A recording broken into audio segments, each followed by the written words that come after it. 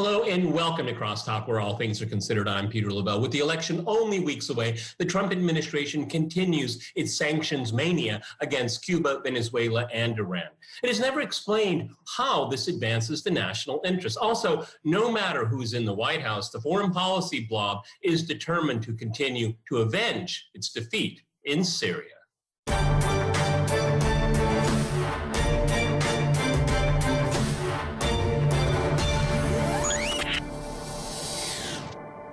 To discuss this and more, I'm joined by my guest, Marcus Papadopoulos in London. He's the editor of Politics First magazine. And here in Moscow, we're joined by Dmitry Babich. He's a political analyst and editor at InnoSME Media Project. All right, gentlemen, crosstalk rules in effect. That means you can jump in anytime you want, and I always appreciate it. Okay, let's go to Marcus in London here. I want to tell Marcus, Dima, and our audience here, I have big news. We're not going to talk about the presidential debate. We're not going to talk about the Supreme Court in the United States. We're not going to talk about if Joe Biden is senile. Actually, we're going to talk about some real important things going on in the world today on this program here. And I want to talk about sanctions mania, because this is all too familiar, Marcus. It is a political weapon that is akin to war. It is an assault on the sovereignty of these countries here. And as I said in my introduction here, it's never explained why it is in the national interest, why the civilian populations in these designated countries are punished repeatedly and to no effect. It doesn't have any real political outcome except for on the ground, misery. Go ahead, Marcus. Well, with the world captivated and indeed distracted by what is known as COVID-19, the American government has continued its aggression on the international scene and continued this aggression unabated. And what we have seen in recent days is Washington impose new sanctions on Cuba, Venezuela, and Iran. And I believe, Peter, that we really need to see these new sanctions through the lens of Russia being a resurgent power on the international stage.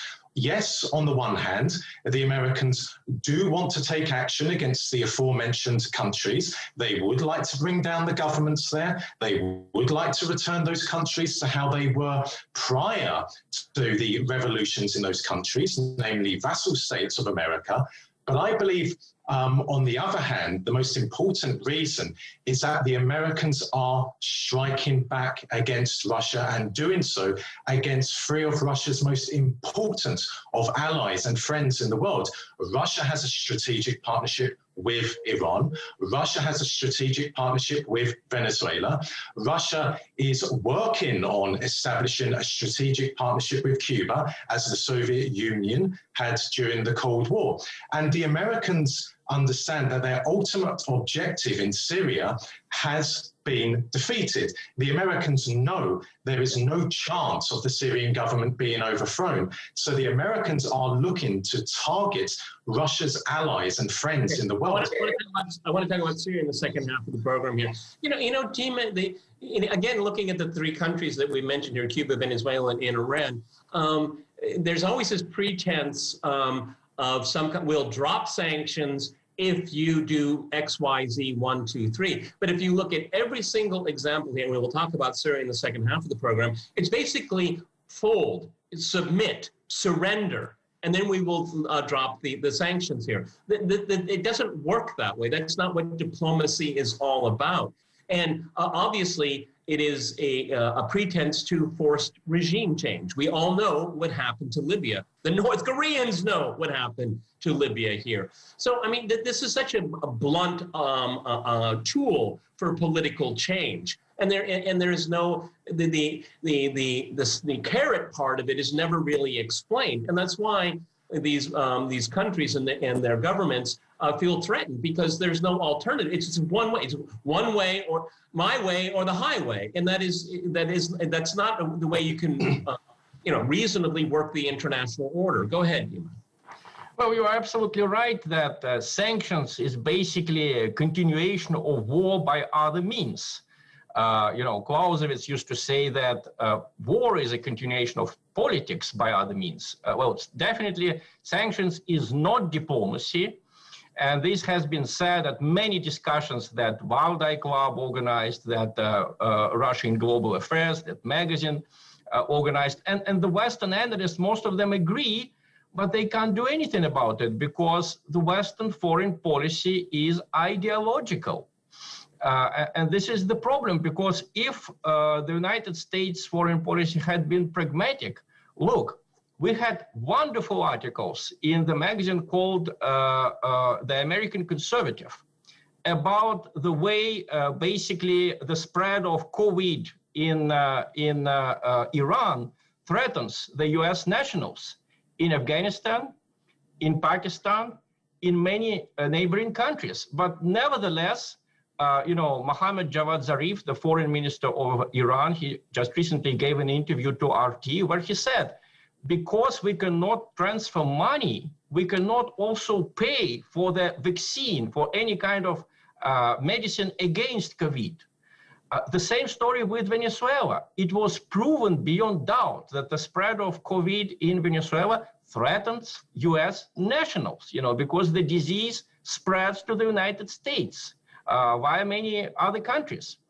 However, they haven't done anything about helping the Venezuelan government to fight the disease, and they're basically destroying the country by sanctions now. But Dima, don't you think it's fair to say that they're using COVID as a political weapon against these governments? I mean, and that's unconscionable. It's unconscionable to use a global pandemic as a political tool here. Marcus, let me go back to you in London. I mean, Dima, you want to finish up? Go ahead. Yeah, just to finish up. I agree with Marcus that now Russia is moving towards partnership with Iran and with Cuba, and I think it's a wise move. But please bear it in mind that Russia joined the UN sanctions against Iran. And I think it was basically an expression of our unwillingness to have confrontation. We believed in a different world during the 90s, during the early 2000s. And to be clear here, and then I'll throw it to Marcus now. I mean, Russia did join other members of the United Nations Security Council on sanctions to have Iran enter negotiations about its nuclear ambitions, real or imagined. It did that. Okay, it worked. It worked, and then we got an agreement, and then the Trump administration walked away from it. So I think that you could compliment Russian foreign policy for pushing a diplomatic initiative, which I've said repeatedly on this program. I'm talking to Marcus right now, repeatedly on this program, that I commend the Obama administration for doing exactly that. It's walking away from it that I'm critical of. Go ahead, Marcus. Yes, it is absolutely correct that the Russian Federation in the 1990s and also in the 2000s did agree to United Nations Security Council measures being imposed on Iran. And I will say this, there were quite a number of Russian diplomats who privately were not happy with that. But in 2020, Russia is very different. Russia, Dmitry, is not pursuing a strategic partnership with Iran. Russia has a strategic partnership with Iran. Both Lavrov and the Iranian foreign minister have said that. And also remember that Russia is now preparing to supply state-of-the-art weapon systems to Iran that previously Moscow would not do because of Israeli objections. The Russians are now putting aside Israeli objections, and they have prioritized their relationship with Iran over Israel. And I think, just returning to sanctions, sanctions are one of the most potent weapons in America's foreign policy arsenal. And whilst I hear what Dmitry says about caring for people who are suffering from what is known as COVID-19, that is assuming that American policymakers have any feelings, have any morals about humanity. And also in economic terms, it makes far more sense for the Americans to bring about coups in Cuba, Venezuela, and Iran, and through that to take control of the economies there. So that is why the Americans are placing sanctions, but I think ultimately they are targeting Russia's friends and allies in the world as a way of weakening Russia's resurgence on the international stage. Dima, the Trump administration has kind of created this kind of false binary, in my opinion, is that this maximum pressure is a substitute for going to war, because Trump did say that he would not start any more silly, stupid wars, okay? And you know what? To date, he hasn't started anything. However, as we have all agreed on this program here, sanctions is another means of warfare. You know, the most glaring one right now is Venezuela. How in the world Venezuela is a threat to American national interest is a mystery to me. Okay, but that goes to the point that Marcus was making there too, is that, I mean, John Bolton even said that, you know, when he was a National Security Council advisor, that American companies are interested in Venezuela's oil. At least he was transparent. Go ahead, Dima. Well, I mean, the United States colonial or neo-colonial policy in Latin America is nothing new. And bad as it is, it would not be tragic, you know. But what's going on right now is indeed tragic because, well, Trump represents crude American nationalism. He didn't start any wars, not because he was peaceful, but because, ironically, even more war-prone, you know, liberal interventionists were foiling his attempts to start a war with Iran, to start a war with Syria. You know, they were obviously afraid that Trump would get all the benefit of victory, and then he would be elected for another 4 years. So surprisingly, miraculously. Dima, I mean, what is victory here? I mean, you know, we can go particularly since the end of the Cold War, it's been one catastrophic failure after another here. I don't think anyone's worried about winning. People are worried about how badly they're going to lose. That's what we're going to talk about. You are absolutely correct. You know, factually, you are correct. A war with Iran would be disastrous. Its, you know, its consequences would be unpredictable. But please remember, you know, talking to the U.S. foreign policy elite, you are not talking to pragmatists. You are not talking to people who base their policy on facts. They base their policy on ideology. And that ideology assumes that the Iranian regime is weak, it's unpopular, people are against it. Well, basically, something like that probably existed in the 90s or in the 80s, you know, when indeed many young people in Iran were against the government. But the United States, by invading Iraq and making Iraq what it is now, killed that spirit inside Iranian society. So the United States only has itself to blame for that. Okay, and we all know that these sanctions have only strengthened the hand of the governments where these sanctions are directed against. It's so counterproductive, and there is no learning curve here when it comes to sanctions. All right, gentlemen, I'm going to jump in here. We're going to go to a short break, and after that short break, we'll continue our discussion on some real news. Stay with our team.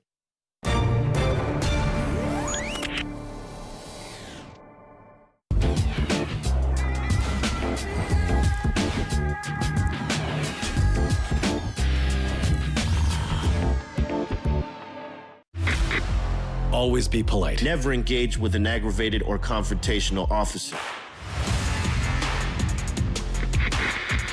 Don't get into any conversation or start answering questions. Just ask for an attorney. To survive an interrogation, you've got to be ready to stand your ground. Definitely don't want to be going to trial in a jumpsuit or in cuffs. You're more likely to walk free if you're rich and guilty than you are if you're poor and innocent. You got 2 eyes and 2 ears and 1 mouth. So you should be seeing and hearing a whole lot more than you're saying. If you don't take that advice, you're usually going to dig yourself a hole.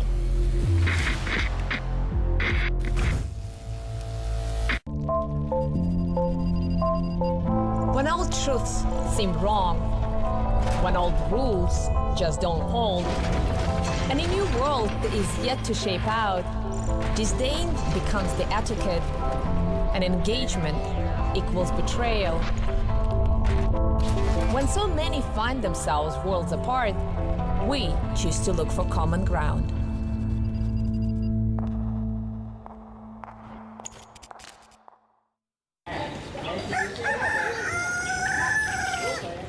My name is Saki Percy. I'm known on social media Percy Jackson or the dancing teacher.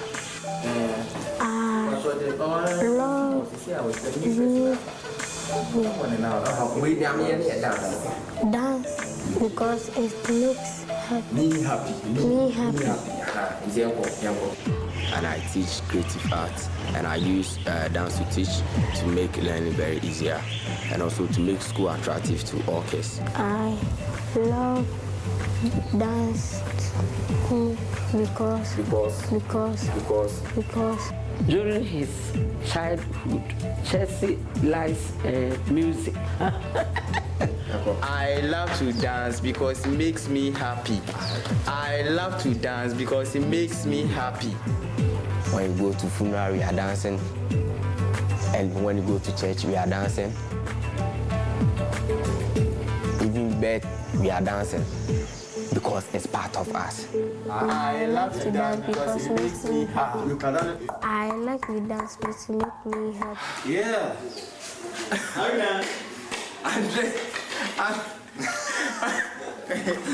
How you done?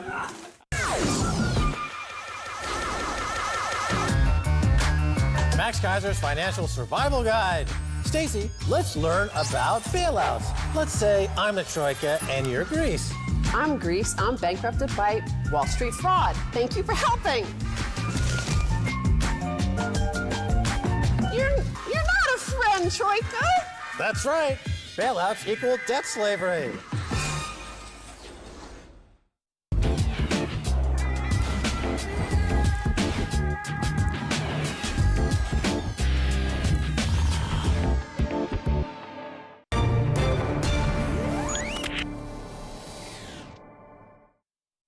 Talk, where all things are considered. I'm Peter Lavelle. To remind you, we're discussing some real news.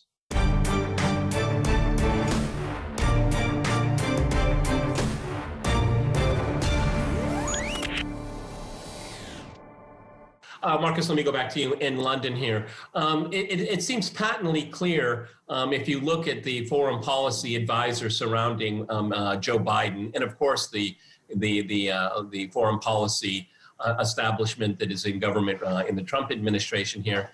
They just can't let Syria go, can they? They just can't let it go. And every time you ask them, why are we in there? Why are we in Syria, which is illegal under international law? Countries like Russia have been invited under international law based on the United Nations Charter here. But when you ask the foreign policy blob why we're in Syria, they can never give you the same answer twice, can they? Well, Peter, the reason why the Americans, in your words, can't let Syria go is because Washington has a foothold, specifically a military and economic foothold in the northeast of the country. And the Americans, as indeed the Russians and the Iranians and other countries in the world, understand that Syria is of immense geostrategic importance. And whilst I do not believe that there will be any attempt by the Americans in northeast Syria to repel the advances of the Syrian army backed by the Russian military and the Iranian military, because, of course, by doing so, that could bring about confrontation with Russia. But I do believe, Peter, that the Americans have no intention whatsoever of relinquishing their foothold in northeast Syria, because by the Americans being in Syria, that does two things. Firstly, it limits Syria's own influence and power in the Middle East because there is a foreign army in Syria. And secondly, and to a lesser extent, it does limit Russia's position in the Middle East. Why? Because Syria is, as it has been since the Cold War, is Russia's eyes and ears, not just in the Middle East and in North Africa. And for the Russians, because the Americans are in Syria, that does somewhat limit their own position in the Middle East. But nonetheless, I think what we will see is, unless the Kurds and the Americans fall out, and I don't see any evidence of that happening, I think the Americans, Peter, will turn northeast Syria, or the parts of northeast Syria which they control, effectively into an American protectorate. Well, that would be strongly at odds with most of the world things here. Dima, I mean, you know, the things that the foreign policy blob seem to forget or willfully forget is that it was the Syrian Arab army with the assistance of Iran and Russia that destroyed the caliphate. I mean, I know Trump takes it credit for it, okay, whatever, fine. But it took the Russian Air Force 25 planes in 6 weeks to do it. The Americans stood by for years and watched the caliphate grow, okay, and actively encouraged it in one way or another through proxies, okay. But you know, they're worried about Iran's influence in Syria. Well, by fomenting this proxy international war against the government of Damascus, they brought in the Russians, they brought in the Iranians. You know what? And the Iranians and the Russians have done more to fight the caliphate than any Western power ever has. And no one in Washington wants to admit that simple truth. Go ahead, Dima. I think, you know, answering your first development on your first question, I would say that the United States and the EU will not quit insisting on changing the regime in Syria. It's a general problem, you know, this new terrible ultra-liberal ideology, when they adopt a certain narrative, they just don't let go of it, you know. Russiagate, I'm sorry for the Americans, you are going to hear about it for the next, I don't know how many years, until the ideology of the country changes. The same story about poisonings, you know, just recently it was revealed that another opposition member of Russia who claimed to have been poisoned by the Russians, Vladimir Kara-Murza, his lawsuit against FBI for not believing him that he was poisoned was turned down. So he was officially not poisoned. But we hear the same story. Putin poisons his opponents, you know, and they will not let go of it. This is the core, you know, the principle of that foreign policy machine. And what you said about Syria, let's get our facts straight. I will give you the exact numbers, you know. Before the Russian aviation started operating in Syria in September 2015, for 11 months, the so-called Islamic State had been supposedly bombed by the United States and their allies. And the problem was that the Islamic State just kept spreading, it kept enlarging the territories that it controlled. The situation only changed after Russia started operating. And for the benefit of our viewers here, the bombing campaign by the United States and its allies, it didn't go after ISIS. It destroyed the state infrastructure of Syria. That was the intention, is to create a failed state. So on the other side, Russia, Syria and its allies, they destroyed the caliphate and to save the infrastructure of the country. Diametrically opposed agendas. Dima, you want to say something? Go ahead. Yeah, it just proves one more time what we said in the beginning of the program. If you don't believe that the United States destroyed the infrastructure of Syria, look, who is keeping Syria under sanctions now? We have been saying that sanctions is a continuation of war by other means.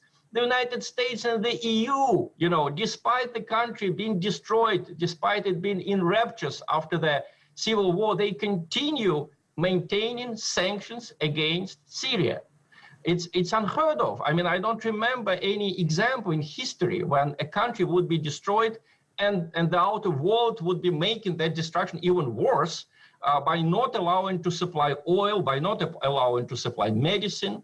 So this is all terrible, but, talking about who destroyed what, we know the narrative of the Western media. It was the opposite of what you just said, Peter. They said that Russia is not bombing ISIS, that Russia is bombing civilian objects in Syria. Here I want to quote Peter Ford, former UK ambassador to Syria. His interview to Sputnik. Like the so-called rebels, Ford said, the Daesh have been using mosques, hospitals, schools as command and control centers. But of course, when Syrian President Bashar al-Assad bombs these command and control centers, it's a humanitarian outrage, you know, when Assad bombs them. It's an atrocity. But when the US-led coalition bombs, other hospitals and schools, it's just an accident. It's just bad luck if they kill civilians. Yeah, the mistake always goes in one direction. He goes in one direction. It's the former UK ambassador to Syria. It's not some layman telling us that. You know, Marcus, the interesting thing for me here is that the Trump can't, either he's unable or unwilling to get the right people around him to have American troops withdraw from Syria. But the people that want to promote this intervention, they just want to be the decision maker. They're waiting for the pieces on the board to get into a certain situation where they can impose their will. That's the only other than obviously not allowing Syria to rebuild, and that's just out of spite because that hurts the civilian population. But there's no real coherence other than we don't have a plan, so we're just going to sit and wait it out and see if we can determine outcomes. Do you agree with that? Well, allow me, first of all, Peter, to say that when I sit in the press gallery in the House of Commons and hear ministers and backbench MPs say that the Royal Air Force took the lead role in destroying both Al-Qaeda and ISIS in Syria, I sit back and sigh with abject despair. But then cognitively, I tell myself, well, they know they're not telling the truth. They know that effectively the Russian military destroyed both Al-Qaeda and ISIS in Syria. But no British minister, no British backbench member of parliament is going to credit Russia with that, because that would go against the official narrative in Britain and also in America that Russia poses a threat to the West, to Western civilization, to Western democracy. But turning to America's position in Syria, yes, I have no doubt that there are people around Trump who would like to force him into taking action, more definitive action in Syria. And I have to say, Peter, that I don't believe Barack Obama did not have people around him dictating to him what his approach to Syria should be. I have said this on Crosstalk before, and I will keep on saying it. The real people in power in America are not the ones you see on the television. Yes, an American president has tremendous powers when it comes to, for example, healthcare. But what I'm referring to are the fundamental core areas in American politics, in the American economic terms, in American military terms. And those are the people who, in my opinion, form the permanent unseen government. And it doesn't matter who sits in the White House. America will always be the same old outcome. This is what I said in my introduction. No matter who's in the White House, the foreign policy blob is determined to continue to avenge its defeat in Syria. And indeed, and I echo your sentiments there here. Dima, we're almost out of time here. There's no good reason to believe that the Biden administration is going to act any differently. As a matter of fact, they may be even more aggressive, considering the foreign policy, quote unquote, experts that Biden has surrounded himself with. Joe Biden might be the Obama that might say yes to more intervention in Syria. Last minute goes to you, Dima. Go ahead. Well, I think it will be extremely dangerous if Joe Biden comes to power, because then Obama's foreign policy would be continued. And please remember, the four main wars which are now destroying mankind, they were all started under Obama. The war in Yemen, the war in Syria, the war in Ukraine, and the war in Libya. You know, they were all started under Obama. So if Biden returns, we are going to have the same story again. Just a small, amendment to what Marcus said. The people who run the United States are not the people you see on television, right? But they are not the people that were elected. You know, we see now how Mr. Trump, unpleasant person as he is subjected to the same campaign of demonization by the same people who demonized Gaddafi, who demonized Milosevic. Okay, I'm going to jump in here, gentlemen. We've run out of time. I want to thank my guests in London and here in Moscow. And I want to thank our viewers for watching us here at RT. See you next time. Remember, Crosstalk rules.